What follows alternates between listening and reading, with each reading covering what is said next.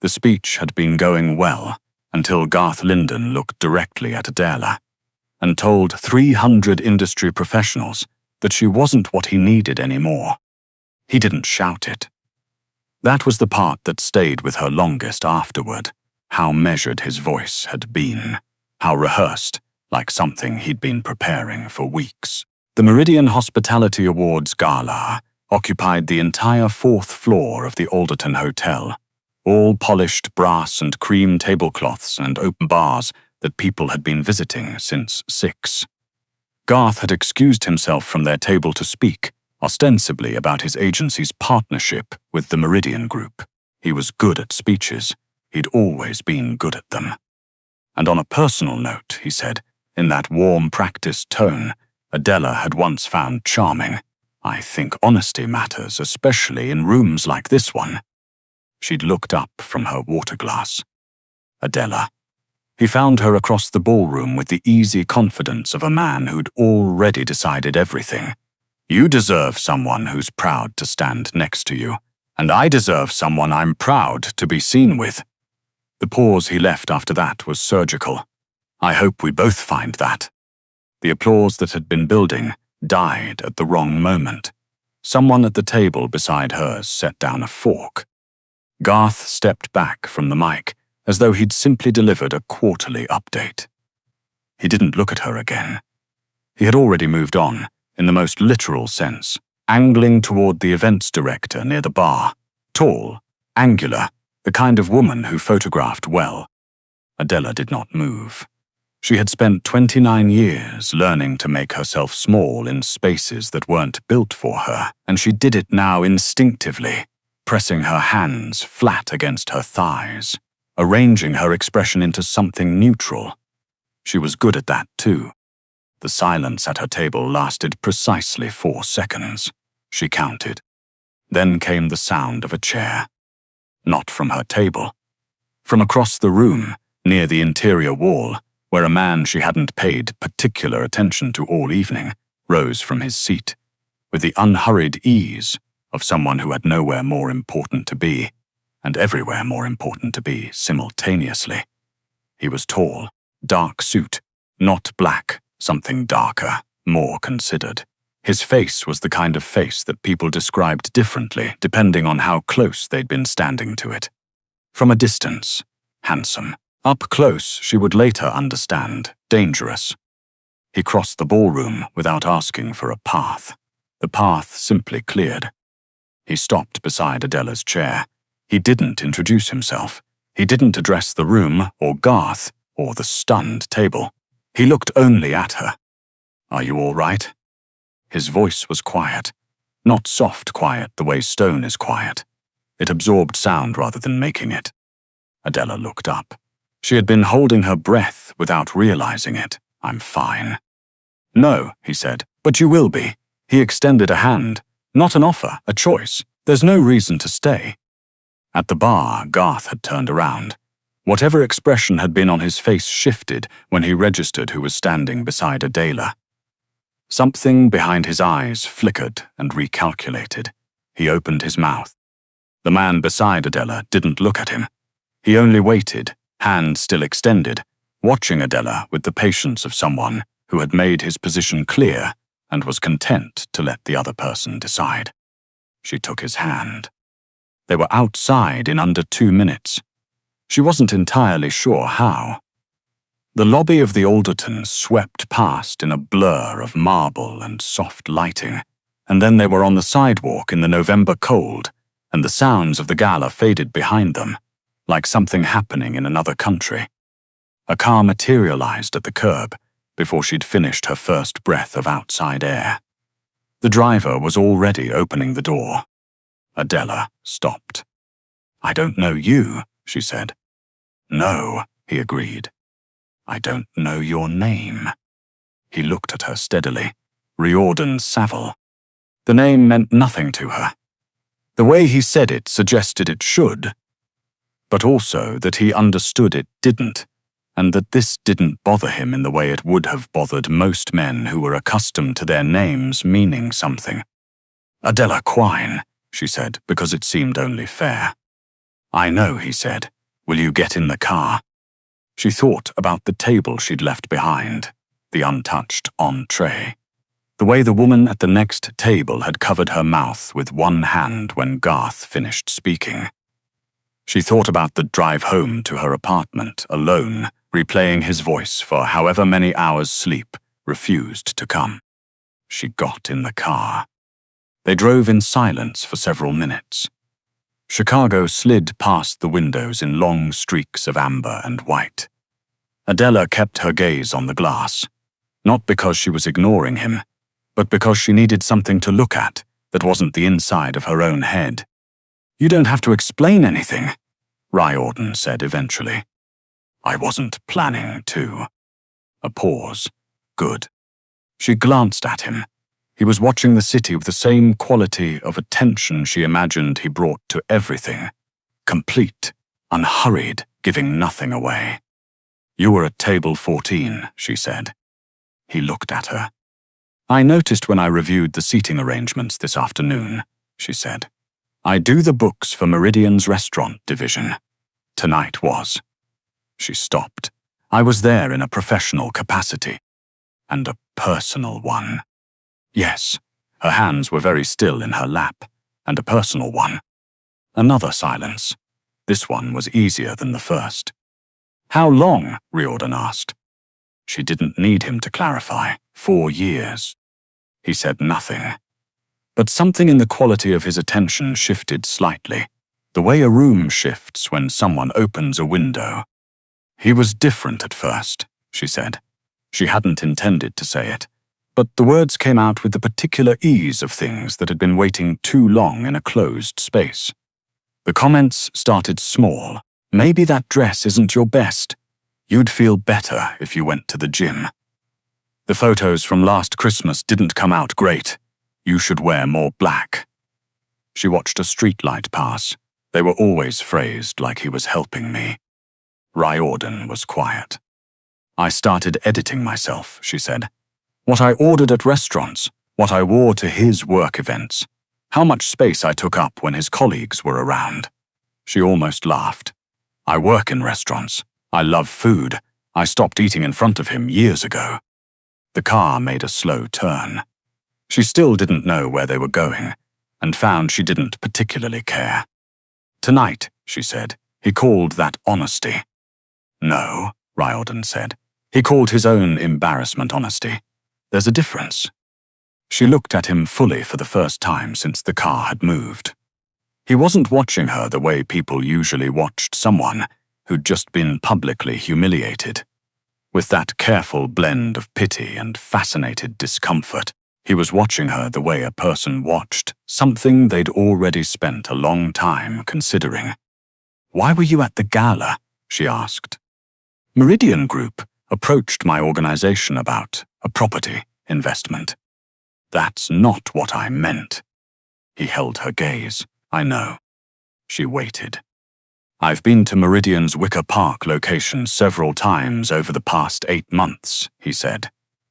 "The kitchen there is very good. That's our highest-rated location." "I know why." He paused. 8 months ago, I arrived early for a reservation. The kitchen entrance was propped open. I heard a woman speaking to the prep staff. She was telling them that inventory night ran long, and she'd arranged for the catering order to include meals for the overnight crew. He glanced at the window. She'd done it herself, without being asked, without telling management. Adela went very still. "That was you," he said. "It wasn't a question." "The inventory crew works until 2 in the morning sometimes," she said. "They're not salaried." It seemed. She shrugged slightly. It seemed like the obvious thing. It wasn't obvious to anyone else in that building. She didn't know what to say to that. "I sat at table 14 tonight," Riordan said, "because I wanted to meet the woman who runs numbers for 3 restaurants and still notices whether the overnight crew has eaten." The car had stopped. Adela realized they were outside her building. She looked at him. "You came to the gala," she said carefully, "to meet me." "Yes." And instead, You watched my boyfriend of 4 years announce to the room that I'm not good enough to be seen with. Riordan's expression didn't change, but something behind his eyes did. Yes. She sat with that for a moment. Outside, the driver waited with the kind of practiced invisibility that suggested he'd been doing this long enough to know when not to exist. Riordan, she said. Yes. Why didn't you leave when that happened? He considered this. Because the person I came to meet was still in the room, he said, and I thought she might want a way out. Adela looked down at her hands. They had stopped shaking without her noticing. Thank you, she said, for the way out. She reached for the door. Adela. She paused. The kitchen staff at Wicker Park told a member of my team last spring that their bookkeeper was the best boss they'd never technically had. He said it without emphasis, the way someone sets down a fact on a table, for her to pick up or leave. I thought you should know someone said that. She didn't trust herself to answer. She got out of the car.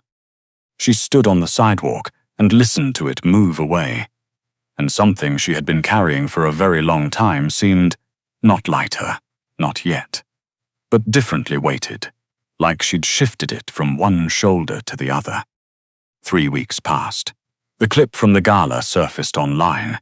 Someone had caught Garth's speech on their phone and uploaded it with a caption that aged poorly. Adela didn't watch it. She had spreadsheets to review.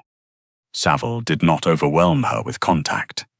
He sent a single message 2 days after the Gala, a name and number for the restaurant group's legal team, with a note that simply said in case Garth Linden's name appears on any shared documentation.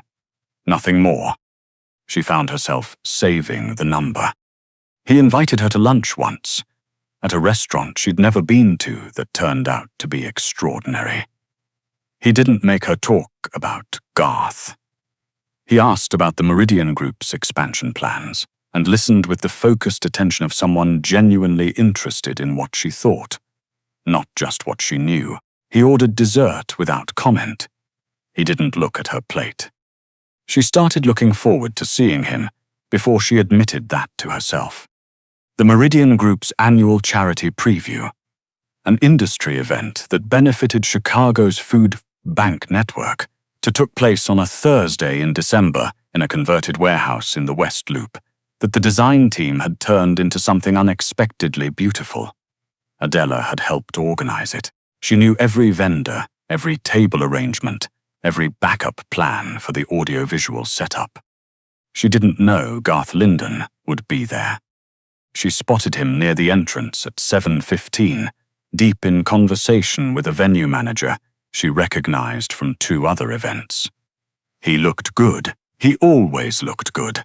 That was never the problem, and he was working the room with the smile she'd once spent 4 years trying to earn. He saw her at 7:20. For a moment, nothing happened. Then he started moving toward her, with the deliberate ease of someone who had practiced this approach. She considered leaving. She could have, and no one would have blamed her. But this was her event, her organization, her night's work represented in every centerpiece and correctly positioned projector. She stayed. Adela. He said her name with that careful warmth she now recognized as a managed tone. Something deployed, not felt. You look great. Garth. I've been hoping to run into you. He glanced around, cataloging who was watching. I owe you an apology. You owe me several. He nodded, absorbing this with practiced grace. What I did at the Gala, the way I handled things. It was wrong. I was under a lot of pressure and I took it out on you. He stepped closer. 4 years, Adela. That matters. I let something that mattered slip away. She listened. The words were technically correct. They had the right shape. They lacked. She noticed any specific reference to what he'd actually said at that microphone. Just a general acknowledgement of wrongness, like a corporate statement issued to get ahead of a story. By a PR department. That thought clarified something. You know who Riordan Saville is now. she said. His expression didn't shift fast enough. What? You looked him up? After the gala? She watched his face. You understood something about that evening that you hadn't understood in the moment. Adela? And you thought, she said, finding the exact shape of it, that if you came back, you might still be adjacent to whatever that means. That's not. You're not here because you miss me, she said. Her voice was even. She was surprised how even it was. You're here because you understand now that I might matter to someone who matters to you professionally. And that changes your math. Garth's practiced warmth cooled by several degrees. You're being accurate, said a voice behind her. She didn't startle. She'd heard him approach in the particular silence that surrounded Saville the way weather surrounded a mountain. You didn't see it arrive. You simply noticed the air had changed. He stepped to her left. Not in front of her, not behind her, beside her, with deliberate space between them, enough that she was clearly her own person and the position was clearly his choice. Garth took stock of him, with the rapid recalibration of someone who'd done his research. Mr. Saville, he said, and he got the name right, which meant he'd practiced it. I was just telling Adela what you think she wants to hear, Riordan said. Now that you've done the research. He wasn't looking at Garth with the heat of someone looking for a fight. He was looking at him the way someone looks at an incorrect figure in an otherwise solid report. Identified, noted, to be addressed. The apology you gave tonight didn't include anything you actually said to her. It included several synonyms for I was wrong and no acknowledgement of the specific damage. He paused. That's not an apology. That's a press release. Garth's jaw worked once. This is between Adela and me. Less so than you'd like, Riordan said. You've known her for 3 weeks. I've known who she is for 8 months. There's a difference. His voice stayed flat and even throughout, not loud, not heated, simply present in a way that made other sounds seem to retreat. What I know is that she spent 4 years minimizing herself around you. She stopped ordering food she wanted. She apologized for her own presence. She edited herself down to a version you could be comfortable with.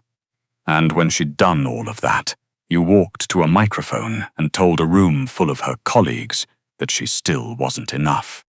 The event noise continued around them. A string quartet had started somewhere on the east side of the warehouse. Glasses moved. People talked. None of it penetrated the immediate radius. People change, Garth said. His voice had gone quieter. Something in it sounded less like indignation and more like fear. Some do, Riordan said. The ones who want to. You want her to believe you've changed in 3 weeks because of who she's spending time with now. He let that sit. That's not change. That's strategy. Garth looked at Adela. You're really going to let him speak for you? And there it was. The exact shape of the thing she'd been trying to name for 4 years. The implication that her silence was passivity, that her steadiness was absence, that she required translation. No, she said. Both men looked at her. He's not speaking for me, she said to Garth. He's saying the same things I've been thinking since the night of the gala.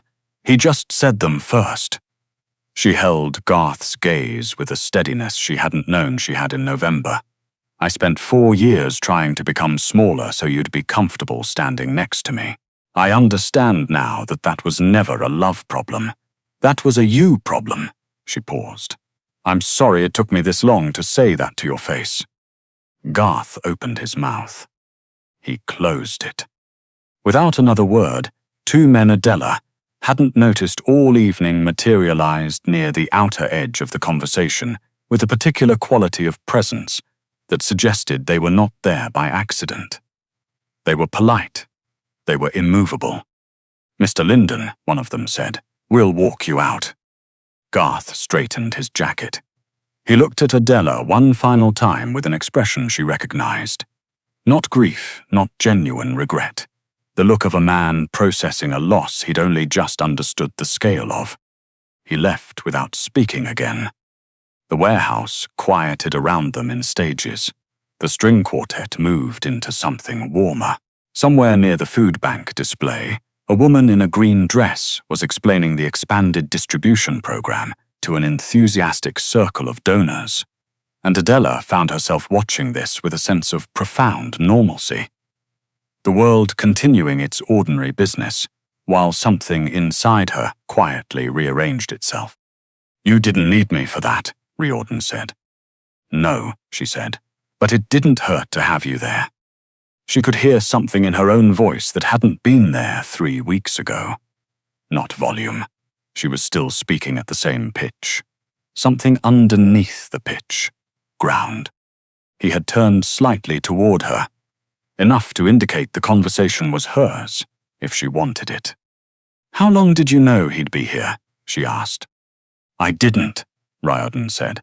"I was here because you organized this event, and I wanted to see how you'd run it." She looked at him. "You came to watch me work." "I came to see if the woman who manages 3 restaurant ledgers and still writes herself notes about overnight crew meals is the same woman in every room she walks into." He held her gaze. "She is." She didn't know whether to laugh or cry, and the feeling itself felt like proof of something. That she was capable of both again, at the same time, which she hadn't been in a while. "Riordan," she said. "Adela, I don't entirely understand you." "I know," he said. "I expect that will take some time. I don't understand why you kept." She stopped, because the sentence was already going somewhere familiar, somewhere she'd been living for 4 years. She recognized the shape of it. She let it go. "I don't understand why you kept showing up." He was quiet for a moment. Then he reached into his jacket pocket and produced a folded square of paper. Pale green, the kind used for internal memos at mid-range restaurant operations, the kind she had touched approximately 10,000 times in 4 years. She took it. Her own handwriting was on it, slightly smudged on one corner. "Inventory crew, Wicker Park. 6 additional staff meals, overnight order, make sure they're hot." Below that, her initials. She looked up. "You kept this for 8 months. Why?" He considered the question the way she'd come to understand he considered everything. Not rushing toward the answer, not performing the consideration. Just actually thinking. "Because I've spent a significant portion of my life in rooms full of people who notice what they can take from a situation," he said. "You are the first person I've watched look at a room and notice what it needs." He folded his hands behind his back, which was as close to a self-conscious gesture as she'd ever seen from him. That seemed worth remembering. Adela looked down at the memo slip. The date in the corner was 8 months ago. She'd written it at 11:30 on a Tuesday night, on the back of an invoice estimate, because she'd remembered at the last moment and didn't have a proper notepad. She hadn't told anyone, she'd just done it. "I've been told that's not a big deal," she said. "By the wrong people," he said. She folded the paper carefully and held it in both hands. Around them, the charity event continued its business, donors being guided to pledge cards, auction items being examined, the food bank staff explaining their winter expansion to a cluster of attentive faces. "I used to plan everything around being less," she said quietly. Not to him specifically, to the air, to the version of herself that had gone very still and was listening. Less visible, less present, less so someone else could be more comfortable. She looked at the green slip of paper. "I don't want to do that anymore." "No," Riordan said, "you don't have to." It was the simplest sentence he'd said all night. It was also the truest. She looked at him. "I would like to have dinner with you," she said. "Not a business lunch, dinner." Something shifted in his expression. Not softened, exactly. Resolved. The way a problem resolves when the answer turns out to be simpler than anticipated. "Thursday," he said. "Thursday," she agreed. 4 months later, a Thursday in April, Adela sat at the chef's counter of a restaurant she'd never been to but was already certain she'd love, watching Riordan handle something work-related on his phone with the focused quietness that characterized every task he undertook, and she thought about the green memo slip he still carried in his jacket pocket. She'd asked him once whether he'd moved it, replaced the jacket, started keeping it somewhere else. He'd looked at her as though the question was slightly absurd. It was in the jacket he'd been wearing the night they met. It stayed there. Agnes Saville found her before the appetizers arrived, and settled across from her with the ease of a woman who owned every room she entered without needing to announce it. She was Riordan's aunt, 70-something, silver-haired, and sharp in the particular way of people who had seen enough of the world to have stopped performing patience they didn't feel. "He told me he was bringing someone tonight," Agnes said. "He's never done that before." "I'll try to live up to the occasion," Adela said. Agnes waved this off. "He also told me you run the books for Meridian's restaurant group, and you know the name of every line cook at the Wicker Park location." "Most of them," Adela said. "Marcus just started in February." Agnes studied her with an appraising pleasure. "He watched you at that charity event. For 30 minutes before he sat down at your table, you know. He thought I didn't notice." Adela glanced toward Riordan, who had ended the call and was ordering something for them to start without being asked, because he'd noticed she'd been looking at the menu's third section for slightly longer than the others. "He's very careful," Agnes said. "Yes," Adela said. "He's been careful his entire adult life." Agnes set down her water glass. The mistake people make about careful men is assuming they don't feel things. They feel everything. They're just particular about what they do with it.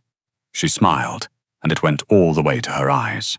"He's been particular about you for quite some time." Adela looked at Riordan, who had looked up from the menu and was looking back at her, with that quality of attention she'd come to understand was not evaluation. It was simply how he looked at things he'd decided to keep track of. She thought about 4 years of making herself smaller. She thought about the night she'd sat at a gala table, with her hands pressed flat against her thighs, and her expression arranged into neutral. She thought about a woman who'd written a memo note at 11:30 on a Tuesday night, about making sure people had something to eat, not because anyone was watching, just because it needed to be done. She thought, that was always me. That was me the whole time. Riordan raised an eyebrow slightly, a question in his language. She shook her head. "Nothing, everything. I'm fine." He nodded once and turned to say something to the server, and Adela Quine sat at a chef's counter on a Thursday in April and took up exactly as much space as she needed. For the first time in a long time, that felt exactly right.